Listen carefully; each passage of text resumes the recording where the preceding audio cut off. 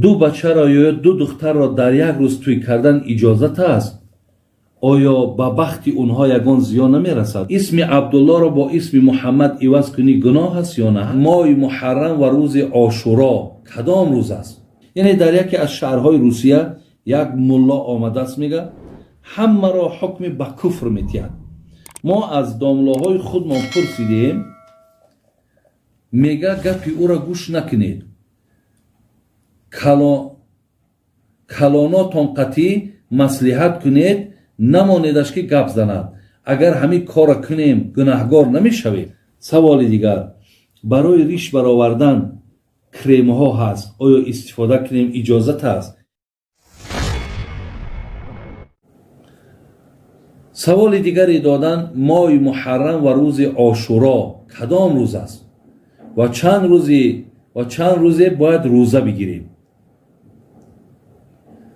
ماه محرم برادرای عزیز امروز من نگاه کردم 24 ذوالحجه، یعنی اگر این ماه برای که ماهای هجری 29 سی میاد، اگر به شرط همین ماه ذوالحجه 29 بیاد، روز 20 اوگوست اولی روزی ماه محرم می شود. اولی روزی ماه محرم می شود، روزی 20 اوگوست. اگر به شرط 30 بیاید این ماه ذوالحجه 21 اوگوست اولی ماه محرم می شود. یعنی چخیلی که در حسابهای میلادی 1 ینور هست، یعنی در حسابهای هجری بگیم سال نو اکو مسلمانی بگیم انامین اولی ماه محرم است. اکو این چی ثواب ها دارد، چی گونه روزه گیریم؟ من در اینجا برای شما از حدیث ها میخوانم.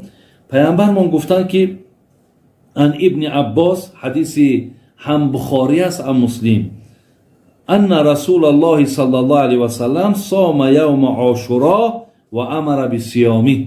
خود چون همین دهم ماه محرم روزه میگرفتن و امر کردن که شما هم روزه گیرید. برادرای عزیز، از بس که اکو در این ماه محرم هم همون شهادت امام حسین هم که در این ماه محرم هست، یعنی روزه ما به خاطر بگیم که تعزیه و یا به خاطر مصیبتی که به سر امام حسین آمد به او خاطر نیست.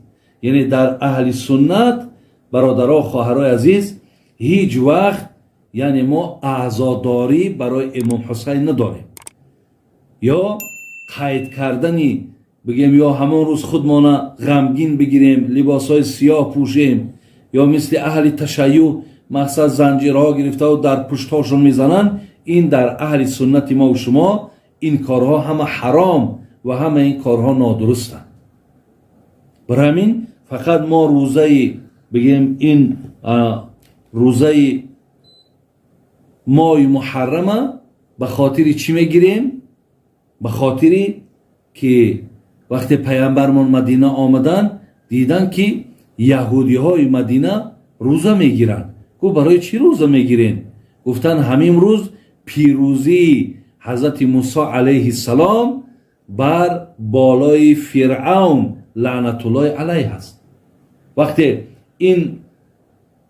این سخن گفتن پیامبرمان گفتن آخی با موسی از شما دیدم من نزدیکترم. از این لیاز حضرت چون روزه گرفتن و اصحاب هم امر کردن که روزه بگیرین. اکو چی ثواب دارد؟ پیامبرمان گفتن که ابی قتاده رضی الله عنه میگن ان رسول الله صلی الله علیه و سلم سئل عن صیام یوم عاشورا. گفتن اگر همین دهم روزی ماه محرم روزه بگیریم خدا به ما چی ثواب میده؟ پیامبرمان گفتن که یکفر السنه الماضیه، یعنی برادرای عزیز یک ساله همون خطا و اشتباه و لغزشایی که پیشتر کرده بودیم خدای مهربان به طفیل همین یک روزی که از دهم ماه محرم ما و شما روزه میگیریم الله میبخشد. حدیث دیگری از عبدالله ابن عباس است. قال رسول الله صلی الله علیه وسلم لئن بقیت الی قابل لأصومن التاسع. این حدیث مسلمه. گفت اگر به شرط سال آینده زنده مانم هر آینه نهم ماه محرم روزه میگیرم. زیرا اصلا پیامبرمان که همه وقت میخواست عبادت مسلمان ها از عبادت یهودی ها فرق داشته باشد و گفتن که شما میتونید که یعنی نهم دهم بگیرید یا میتونید دهم یازدهم بگیرید یا میتونید نهم دهم یازدهم بگیرید، یعنی خلاف همان روزه داشتن مردم یهود شود و انشاءالله در این ثوابهایی که خواندم شما موفق میشید. سوال دیگر، اسم عبدالله را با اسم محمد عوض کنی گناه است یا نه؟ هر دو نام های زیبا هستند، هم نام عبدالله و هم نام محمد، هر دو نام های زیبا هستند. برای همین هر کدامش که در کسی گذاشته شدگی باشد عوض کردنش اجازت نیست، زیرا هر دوش نام های زیبا هستند. پیامبر هم گفتند محبوب ترین نام به سوی خدا عبدالله عبدالرحمن است و البته نام محمد این مقدم است، ولی مادامی که پیامبرمان محبوب ترین نام عبدالله را گفتند ما دیگر مقصد حاجت به عوض کردنش نیست. سوال دیگر، دو بچه را یا دو دختر را در یک روز توی کردن اجازت است؟ آیا به بخت اونها یگان زیان نمی رسد؟ بسیاری از برادرها و خواهرها از من سوال میکنن که آیا در یک روز من دو دختر ما شوهر تیم یا دو بچه ما زن تیم، آیا اینها در شریعت اجازتن یا نه؟ زیرا کلانترهای پیشین میگفتن که اگر دو فرزند زندار یا شوهردار کنی یکی از اونها بدبخت میشده است. نه، اینها هیچ اساسی ندارن. این سخنها اکو خدا رحمت کنه کلانترهای ما را دیگر اکو ما استاده و اونها را ایراد نگیریم، اونها را کمبوچونه نگیریم، خب اونها را مقصد اکو سنگ نزنیم. میلش چیزی گفتن نگفتن، شاید از روی نادانی گفتن، از روی نافهمی گفتن، انشالله اینا عوف هستن. ولی امروز که خدای مهربان شکر میکنیم که همه این سوال ها به خودشون جواب ها دارن. برای همین یعنی دو فرزند داری، سه فرزند داری، یعنی عدد یگان مقصد نقش نمیبازد. شما میتونین که در یک روز 2 کلین 3 کلین یا مقصد در همون روز هم میتونین دختراتون شوهرتین، میتونین نبیره هاتون مثلا ختنه سوری کنین. یعنی چند توی اگر یک جا هم شود انشالله برکت زیاده. یک سبکی های بین یسیرو ولا تؤثرو بشیرو ولا تنفرو. الله مهربان همیشه برای شما آسانی میارد، مشکلات نمیارد. پیامبر گفت بعثت میسرین ولم تبعث معسرین. آمدم که آسانی بیارم، نه آمدم که مشکلات بیارم. برای همین این آسانی ها هست. مادرها و خواهرای عزیز، اینا انشاءالله یگان زیانی به شما نمیشود. سوال دیگر، برای ریش برآوردن کریم ها هست، آیا استفاده کنیم اجازت هست؟ یعنی نفرهایی هستن که میگن ریش نداریم ولی کریم برآمده است که همون را میمالی مقصد ریش پیدا میشه، یا آدمایی که موی سر ندارن موی سر میمونن، یعنی انشاءالله یگان زیان ندارن. شما اگر برای مثال خاطره که ریش برارین، سنتی از سنت های پیامبر شما احیا کنین، انشاءالله بهترین میشود. به موی سرها هم اگر موی سر هم که مانن، اینجا دیگان در بگیم که خلقت خداوندی در یعنی گویم در آفرینش الهی شما یگان چیزی را اضافه نمیکنین، یگان چیزی را زیادتی نمیکنین. فقط ماها گفته بودیم که اجازت نیست اینکه وقتی مادرای ما مقصد انا دندانهاشون باریک میکنن، میده میکنن، تغییرات میدارن، یا اینکه در مویهاشون مویهای اضافه علمه میگن، اونها را مقصد پیوست میکنن. انا اینها چیزهایی که یعنی زیادتی میکنین شما، انا این گناه هست. ولی اینه که شما گفتین این هیچی باقی ندارد، درسته، از اینها استفاده کنین. خب سوال دیگر، در یکی از شهرهای روسیه، اینجا در هم نامشا گفته است هم شهرشا، اما من از وقتش یک عادت داشتم برادرها که نام کسی را هیچگاه در موعظه هامم نام نمیگیرم و هیچگاه ادرسی او را هم فقط انشاءالله من سوالی که دادم برای شما بیان میکنم، شما مقصد از جواب خودتان خلاصتان میبرانید. یعنی در یکی از شهرهای روسیه، یک ملا آمده است میگه همه را حکم به کفر میتید. ما از داملاهای خودمان پرسیدیم، میگه گپی او را گوش نکنید، کلاناتان قطعی مصلحت کنید، نمانیدش که گپ زند. اگر همین کار کنیم گناهگار نمیشویم. یعنی نفری در یکی از شهرهای روسیه مقصد برآمدها میکرده است، مردم حکم به کفر میداده است. و این برادران میگد ما از همون داملاهای خود ما پرسیدیم، یعنی از همون شاید منطقه های خودشان پرسیدن. اونها مقصد سخنهای این ملا را رد کردند و گفتند که با همون رهبراتون و سرداراتون مصلحت کنید، مقصد پیش راه این خیل نفر را بگیریم. اینها میگن آیا بگیریم انا گناهگار نمیشه؟ مادامی برادرها از داملاهای خودتان پرسیدین، شما با اونها همه مثال مسئله ها را روشنتر و واضحتر گفتید. اونها که با شما مقصد داملا باشن، اهل فهم باشن، و شما که مصلحت داده باشن، البته پیشگیری خوبه. اگر بینید که یک نفری که بسیار مقصد هست یک گاه میشد انسان از همون اسلوبی که باید استفاده کند که در دعوت چقدر آدم باید با احتیاط باشد، از همون دایره میبراید. ما از پشت این خیل برآمدها در همین تاجیکستان برادرای عزیز بسیاری از مشکلات ها در روبرو شدیم. بسیاری از نفرهای میکروفون ها در دست گرفتن، منبرها را گرفتن، در مقصد محفل ها برآمدهای کردن که حتی گوییم که دیگر سبب بدبختی بسیاری از مسئله و مسائل همین ها شده گیند. برای همین در این مسئله ها حتی بین جناب ابولیث سمرقندی خدا رحمتشان کند، عزیزای خدایی عالم های معروف و مشهور بودند، میگفتند نفر امر معروف کرده میتوند که 5 چیز باید با خود داشته باشد.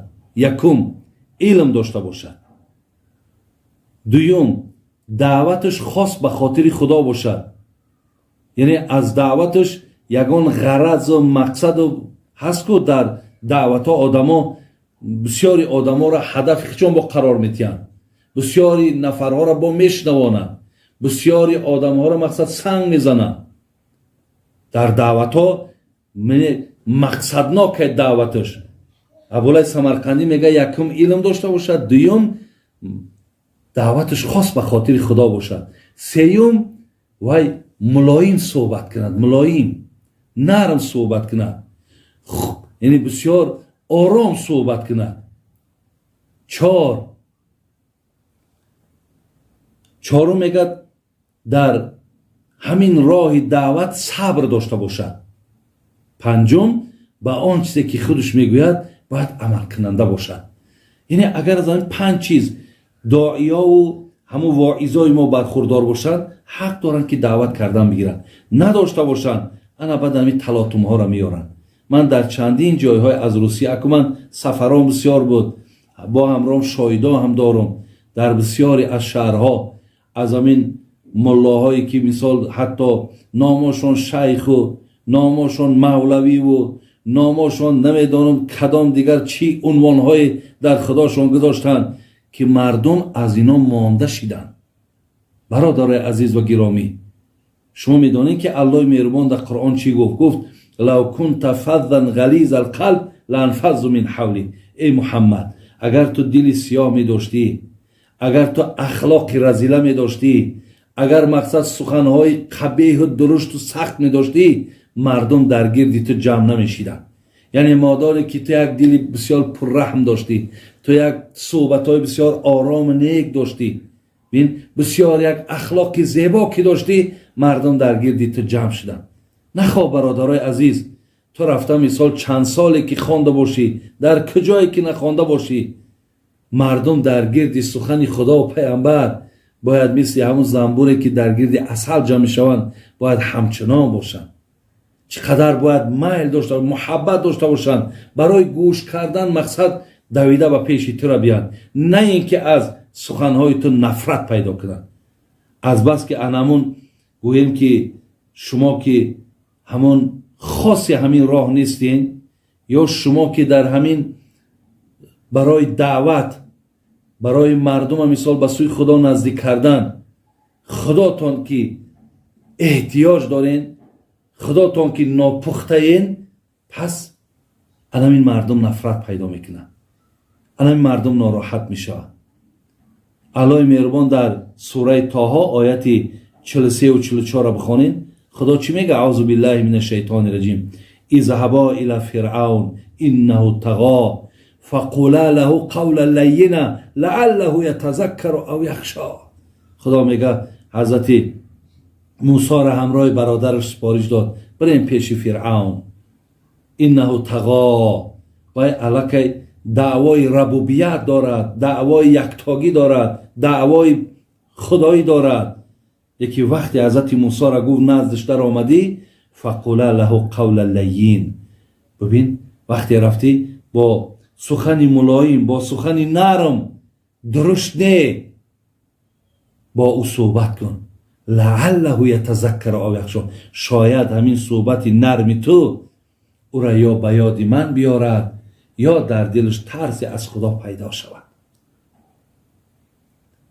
حضرت لقمان برادر عزیز فرزندش چی گو یا بنی اقیم الصلات و امر بالمعروف و انه عن المنکر واصبر علی ما اصابک ان ذلک من عزم الامور ولا تسعر خدك للناس ولا تمشي في الارض مرحا ان الله لا يحب كل مختال فخور واقصد في مشيك واغضض من صوتك ان انکر الاصوات لصوت الحمیر. صدق الله العظیم.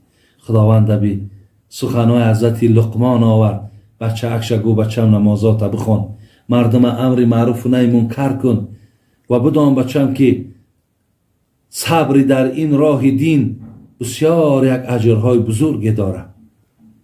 ولا تسعر خدک للناس، بچم هیچ وقت با مردم معامله زیش نکن، هیچ وقت در بین مردم کتگی نکن، هیچ وقت هوا بلندی نکن، هیچ وقت ناپسندی نکن